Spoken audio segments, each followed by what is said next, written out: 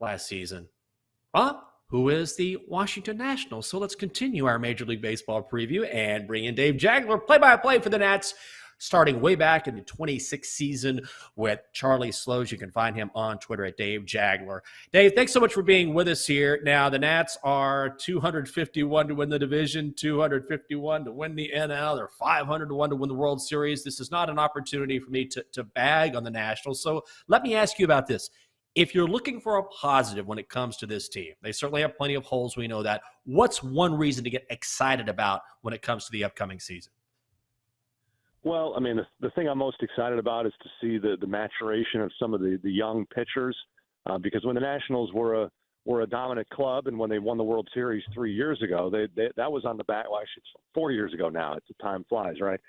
It was on the back of starting pitching. That's the formula that they've always had. It was Scherzer, Strasburg, and Corbin anchoring the top of the rotation, and they hope that they have a young trio now to kind of replicate that mix, with the left-hander being Mackenzie Gore, whom they acquired in the Juan Soto trade, one of the key pieces at the deadline acquired last year.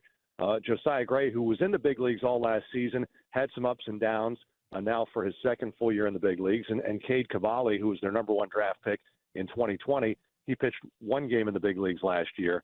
So at this point, those three guys are at the top of the rotation, and you hope that if they can have success this year, that would be a positive step for the organization. All right, so let's talk about the offense, because I think you're absolutely right. Well, I know you're right on some of those young prospects. I'm interested to see how Josiah Gray fares. I have taken some strikeout props on him because, sometimes he can blow it by people. But let's talk about the offense for a second. What do we expect from the run production for the Nats this year? Well, that's going to be an issue, honestly. I mean, last year, once Soto and Josh Bell were traded away, the team provided very little power. So you're wondering where the home runs are going to come. And Joey Meneses was a guy that was called up at the end of this, at the trade deadline, had a terrific last 2 months of the season. His journey was well chronicled. Minor leaguer, his entire career, 30 years old, bursts onto the scene. His OPS is over 900. Can he replicate that? Now kind of being focused on in the middle of the order. So that's one guy you're hoping that can provide some power. But honestly, it's a team that you don't know where the home runs are going to come. They're going to have to score runs in different ways.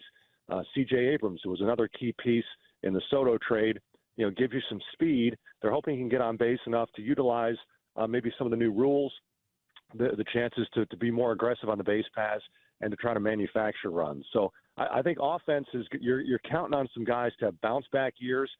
They signed Dom Smith, who had been non-tendered by the Mets. He's looked really good in spring training games. They're hoping the chance to play his natural position of first base every day will kind of unlock what he had in the 2020 season when he looked like he was going to be a serious offensive threat. They signed Corey Dickerson, who's a decent hitter, played for the Cardinals last year. So they're kind of counting on guys like that. Jeimer Candelario, tied for the American League lead in doubles in 2021. Last year, kind of fell off the cliff. They're counting on guys to be bounce-back candidates. So, again, you don't have a lot of sure things, but you're hoping that some things work out and you can find a way to piece together an offense to at least be competitive. We're talking with Dave Jageler, play-by-play for the Nationals, starting in the 2006 season. Find him on Twitter at Dave Jageler. I know you did touch on Steven Strasburg there for a second, and you've probably been asked this question again and again and again, but this is a guy who has thrown only 31 1/3 innings of the past 3 seasons. Right now, he's not working out with the team because he continues to have injury problems. Is he essentially done, or am I being too dramatic here?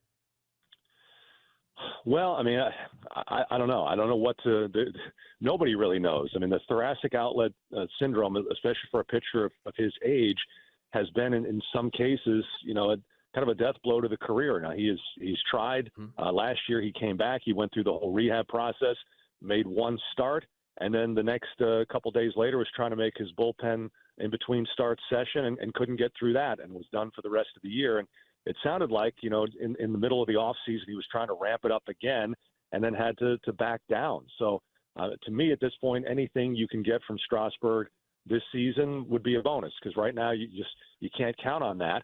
He still has this year and 3 more years on the very large contract that he signed. So I think there's incentive for him and for the organization for him to keep trying to to see if he can be productive. But at this point, I think you'd say anything you can get from him would be a bonus.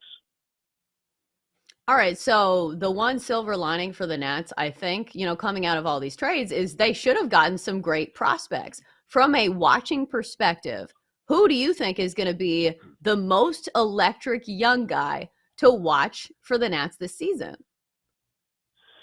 Well, I touched on C.J. Abrams. I mean, this kid came up last year, a couple of weeks after he was traded, and he was making some dazzling defensive plays at shortstop. The Nationals were a very weak defensive team for the first 4 months of last season. And as soon as Abrams came up, it's like everything clicked into place, and they played much better defense and were a more competitive team. It didn't translate a ton to wins and losses, but it was more watchable baseball. So I think a full year of Abrams at the big league level, this guy's got some serious range and athletic ability and speed on the bases. And again, with the new rules, I think that's one of the things Major League Baseball wanted to do, no shifting. So guys can go side to side, make defensive plays, limiting pickoff throws. They want guys to steal bases and run. So he's going to be electric. But honestly, guys, the key pieces to that trade are still a couple of years away.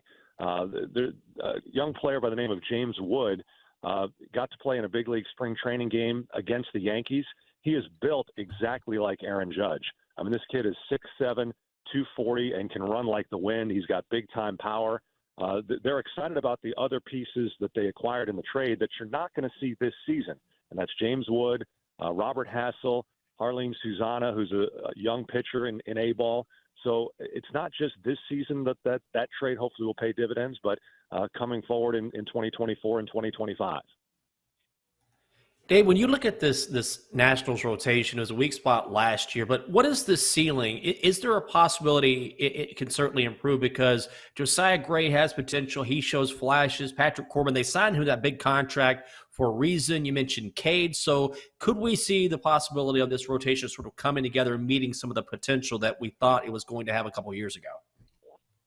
Yeah, it's going to be tough to match that, but I think it will improve over last year. I mean, when you talked about the Nationals struggling last season and winning 55 games, all you have to do is look at the pitching numbers. I mean, their starters ERA, the number of innings that they were pitching, were at the bottom of the league, and that's the reason. Their bullpen was decent last year, but their bullpen was throwing 4 or 5 innings a night. So I see improvement in the rotation.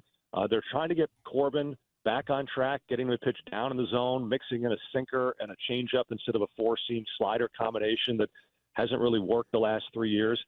They signed Trevor Williams, who was a swing guy for the Mets last year, rotation piece, bullpen. He's going to be in the rotation as a veteran presence. So I think at least on paper going into the season, the rotation should be improved. Now, it's not to the level of 2019, not yet. But again, like I said at the start, the hope is that this is a building block year for the young pitchers like Cade Cavalli and Mackenzie Gore and Josiah Gray. And if they take some lumps this year, that's okay. But get through the season healthy. You kind of learn the big league life, take some mentorship from the veterans like Williams and Corbin, and in 24-25, maybe these guys can be monsters. Looking at this division, it is extremely tough. The Mets, the Braves, the Phillies, but the good news is you have a schedule change in baseball where no longer are you playing 76 division games, you are playing only 52. How much does this help the Nats? Well, all you have to do is look at their division record.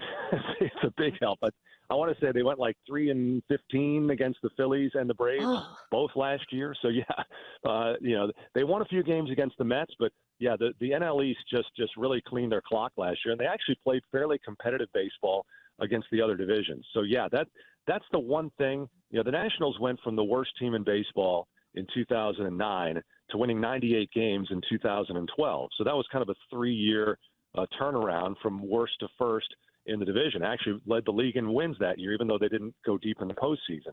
It's going to be a little harder this time around because of what you mentioned. The NL East is a much more challenging division than it was back then, because at that point when the Nationals were starting to climb, the Phillies were descending, and the Mets were not competitive. The Braves were good but about to fall off. I mean, those teams don't seem to be going anywhere for a while. So you're going to have to get your ducks in a row and improve very quickly just to compete in your division. Now, you don't necessarily have to finish first anymore because of the extra wild card spots, but the road back in this division is going to be a long climb considering how good the rest of the division is.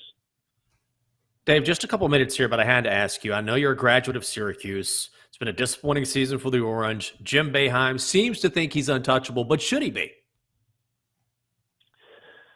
Well, I mean, that's an interesting question. It's tough when your name's on the court and you've done what he's done, but Yeah. I'd like to see him be able to bow out gracefully. I mean, he doesn't have any more sons to coach, so at some point, I kind of figure you see a lot of the old guard departing because they don't want to deal with the transfer portal and the NIL. The one thing, Boeheim's got a terrific system that's worked, but it takes a few years for guys to get used to playing in the system with the zone. He doesn't have a ton of patience for freshmen who don't know how to play in the zone. And the thing about the transfer portal, you basically have to re-recruit these guys every year. If you come in as a freshman and you're not playing, well, then you're going to transfer. So it's kind of like they're having to retool the zone defense on the fly every year. So it's tough for him to build that camaraderie that's been so successful when you have guys that are juniors and seniors and they're able to play his defense well. They're a very weak defensive team, as is shown. So, I don't want to see him, forced out, but you figure at some point here in the next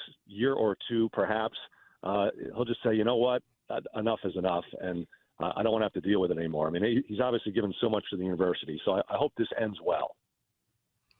He does fine work as the play-by-play man for the Washington Nationals and has done so since 2006. It is Dave Jageler. Dave, we appreciate the time. Thank you. All right, I enjoyed it. Have a good day.